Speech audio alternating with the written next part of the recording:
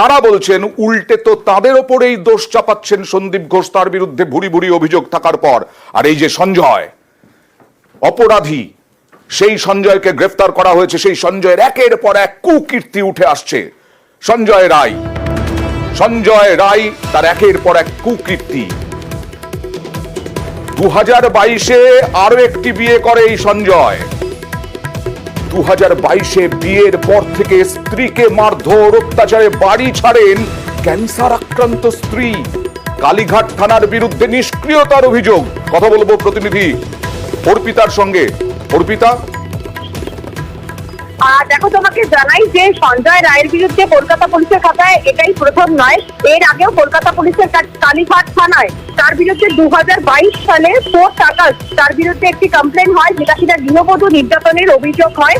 কিন্তু সেই অভিযোগের পরে শুধুমাত্র তার বিরুদ্ধে জেনারেল ডায়েরি করেছিল পুলিশ, কিন্তু আর কোন রকম কোনো ব্যবস্থা নেওয়া হয়নি বলে অভিযোগ সঞ্জয়ের শ্বশুরবাড়ির সদস্যদের। তাদের বক্তব্য যে কঠিন থেকে কঠিনতম শাস্তি চাই। যিনি মারা গিয়েছেন, যে চিকিৎসক, সে তার মেয়ের মতোই, কারণ তার মেয়েও চরম অত্যাচারের শিকার হয়েছিল, কারণ তিনি ক্যান্সার আক্রান্ত হয়ে যান এবং বিয়ের 6 মাস পরেই তার মেয়ে বাপের বাড়িতে চলে আসে। সেখানেই কিন্তু তিনি ছিলেন এবং 2023 সালে 10ই আগস্ট তার মৃত্যু হয়। 2022 সালে 19শে ফেব্রুয়ারি বিয়ে হয়েছিল তাদের মেয়ের সঙ্গে সঞ্জয় রায়ের, কিন্তু বিয়ের পর থেকেই চরম অকথ্য অত্যাচার এবং ব্যাপকভাবে মারধর করা হতো। সেই কারণেই গৃহবধূ নির্যাতনের একটি অভিযোগ তারা দায়ের করেছিলেন 4 আগস্ট 2022 সালে। কিন্তু তাদের পরিবারের সদস্যদের অভিযোগ যে পুলিশ কোনো ব্যবস্থা নেয়নি, কারণ সঞ্জয় নিজেকে সিভিক পুলিশ বলে দাবি করেছিলেন এবং প্রথম বিয়ের কথা সে গোপন করেই তাদের মেয়েকে কিন্তু বিয়ে করেছিলেন। এই পর্যায়ে কিন্তু পুলিশ আধিকারিকদের ভূমিকা নিয়ে প্রশ্ন তুলেছে প্রভাবশালী এই সঞ্জয় যে কালীঘাট থানা কোনো ব্যবস্থা নিল না। অর্পিতা শোনা যাচ্ছে? কত বড় প্রভাবশালী সঞ্জয় যে কালীঘাট থানা ব্যবস্থা নিল না?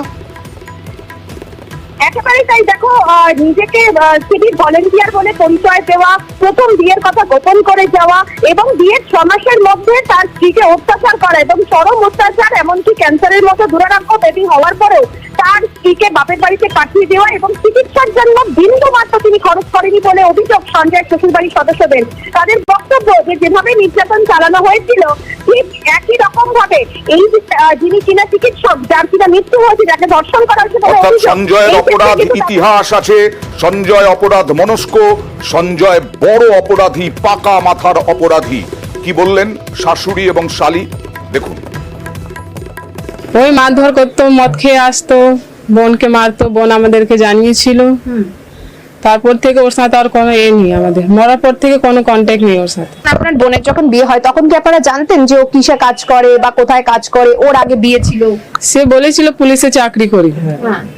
বিয়ের কথা সেটা আমরা পরে জানতে পেরেছি, বিয়ের পরে।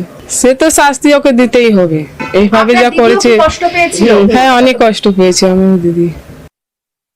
কি হয়েছিল? মেয়ে যখন মারধর করতো, মেয়ে আমাকে কেঁদে কেঁদে বলতো যে আমাকে এমনি মেরেছে, গয়না নিয়ে নিয়েছে, এ করেছে, হ্যাঁ অত্যাচার খুব করতো। তারপরে আমি খবর পেয়েছি তো আমি থানায় জানালাম, কালীঘাট থানায়, রাত্রিবেলা 2টোর সময় এমনি 2022 সালে। হ্যাঁ, থানায় 2বার জানিয়েছি, কোনো কিছু করা শুনবাই নেই। কেন কি জানি, পুলিশ বলেই কি? হ্যাঁ, ওনার মেয়ে মানে আমার মেয়ে, ওর যা কষ্ট হয়েছে আমার মেয়েও কষ্ট হয়েছে। এই যে অত্যাচারী করলো, এ খারাপ করলো একদম। এই নিহত তরুণী চিকিৎসককে কি কষ্ট পেতে হয়েছে এই সঞ্জয়ের হাতে। ধর্ষক সঞ্জয় খুন করে ধর্ষণ, সেই ঘটনায় সেই রাতে যারা ডিউটিতে ছিলেন ওই নিহত তরুণী চিকিৎসকের যারা সহকর্মী, তাদেরকে ডেকে পাঠানো হয়েছে লালবাজারে। খুন ধর্ষণের তদন্ত 3 জুনিয়র ডাক্তারের হাজিরার লালবাজারে, পুলিশের তলবে একজন হাউস স্টাফেরও হাজিরা। কথা বলবো প্রতিনিধি অমিতের সঙ্গে। অমিত, কেন তাদের হাজিরা লালবাজারে? দেখো, ঘটনা পরম্পরা, অর্থাৎ ঘটনার দিন রাতে ওই নির্যাতিতা তরুণী ছাড়াও আরো যারা যারা অন ডিউটিতে, অর্থাৎ তারা ডিউটিতে ছিলেন, তাদের মধ্যে থেকে 3 জন জুনিয়র ডাক্তার এবং একজন হাউস স্টাফ, তাদের 4 জনকে তলব করা হয়। তারা ইতিমধ্যে লালবাজারে হাজিরা দিয়েছেন।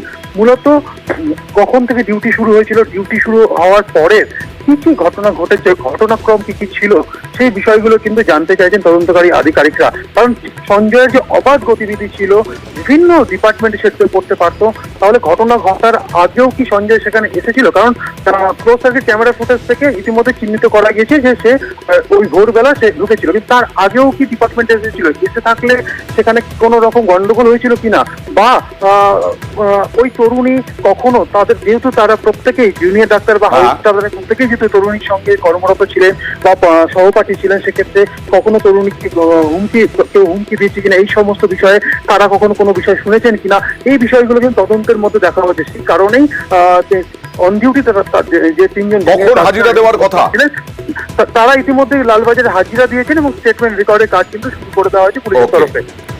অর্থাৎ এরা হাজিরা দিয়েছেন, তাদের বয়ান রেকর্ড চলছে লালবাজারে।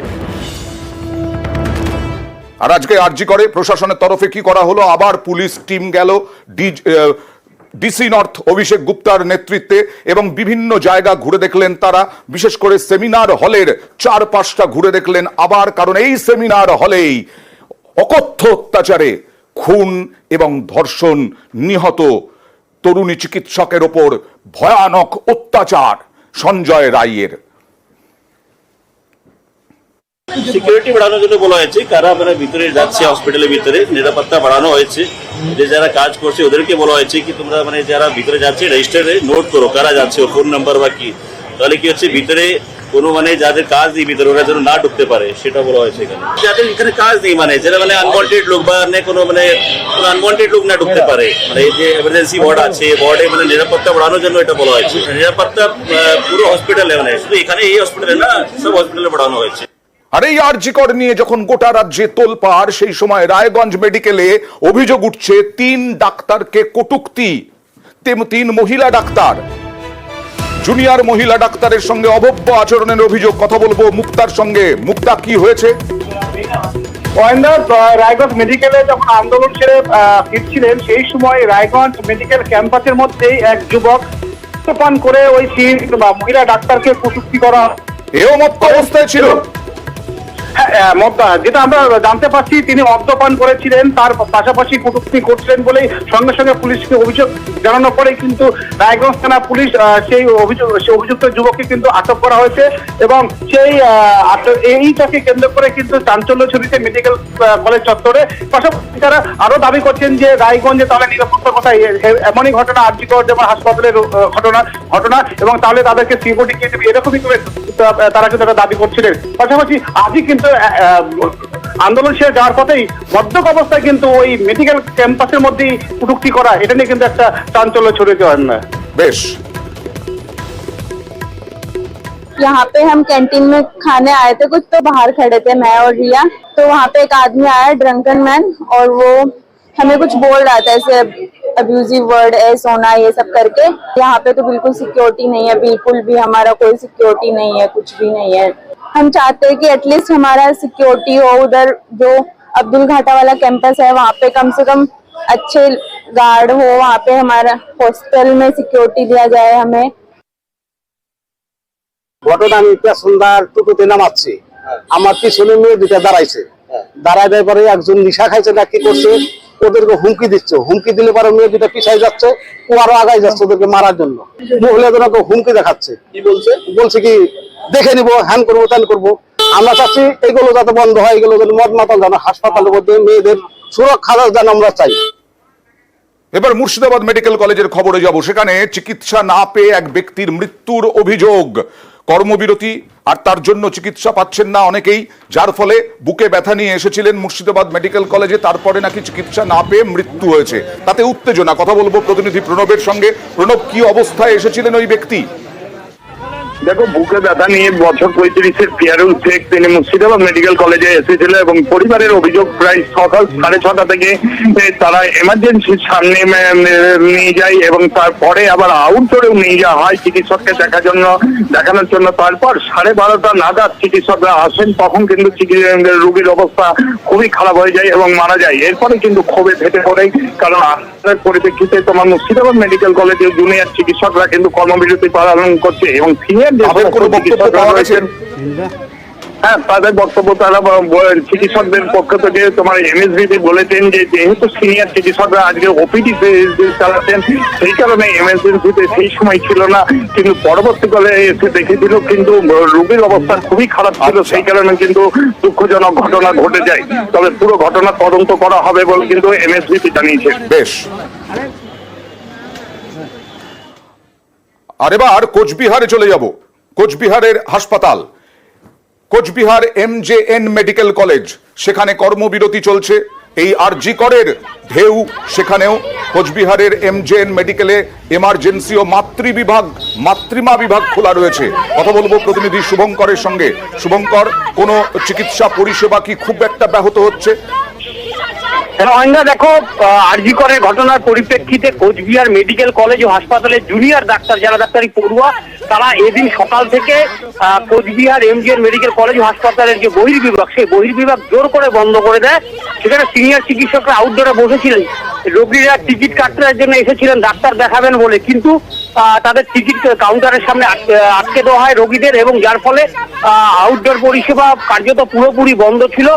জেলার বিভিন্ন প্রান্ত থেকে কয়েক হাজার রোগী এবং তাদের আত্মীয় পরিজনরা এসেছিলেন এই মেডিকেল কলেজে ডাক্তার দেখাতে, কিন্তু এই যে জুনিয়র ডাক্তারদের এই কর্মবিরতি, যার ফলে তারা কর্মবিরতি কি চালিয়ে যাবেন? তারা যেটা জানিয়েছেন যে যতক্ষণ না তাদের এই দাবি মিটছে, অর্থাৎ ঘটনার দোষী দৃষ্টান্তমূলক শাস্তি এবং তাদের নিরাপত্তার ব্যবস্থা করা হচ্ছে, ততক্ষণ তারা এই কর্মবিরতি চালিয়ে যাবেন। ওকে, এবার রায়গঞ্জ মেডিকেলের ছবি দেখাবো। রায়গঞ্জ মেডিকেলেও কর্মবিরতি, জুনিয়র ডাক্তারদের বিভিন্ন জায়গায়, রাজ্যের বিভিন্ন জায়গায় কর্মবিরতি চলছে। দেশের বিভিন্ন রাজ্যে কর্মবিরতি পালন করছেন চিকিৎসকরা। কথা বলবো প্রতিনিধি মুক্তার সঙ্গে। মুক্তা, কলকাতায় যারা আন্দোলন করছেন তারা বলছেন এখনো বিভিন্ন দাবি রয়েছে, সেই দাবিগুলি পূরণ না হলে পরে এখনো তারা কর্মবিরতি চালাবেন। ওখানেও কি একই সিদ্ধান্ত? এখানে কিন্তু একই সিদ্ধান্ত তারা অনড় হয়ে রয়েছেন এবং তাদের দাবি যে মূলত যারা দোষী তাদেরকে সঠিকভাবে তাদেরকে গ্রেপ্তার করতে হবে, এবং তারা জানাচ্ছেন যে তাদের রায়গঞ্জে তাদের নিরাপত্তার ব্যবস্থা করতে হবে। আরজি কর মেডিকেল কলেজে এই ঘটনা ঘটেছে, তাহলে রায়গঞ্জ মেডিকেল কলেজে এরকম ঘটনা ঘটবে না, তারই কিন্তু একটা দাবি তুলছেন, তাদেরকে সিকিউরিটি দিতে হবে।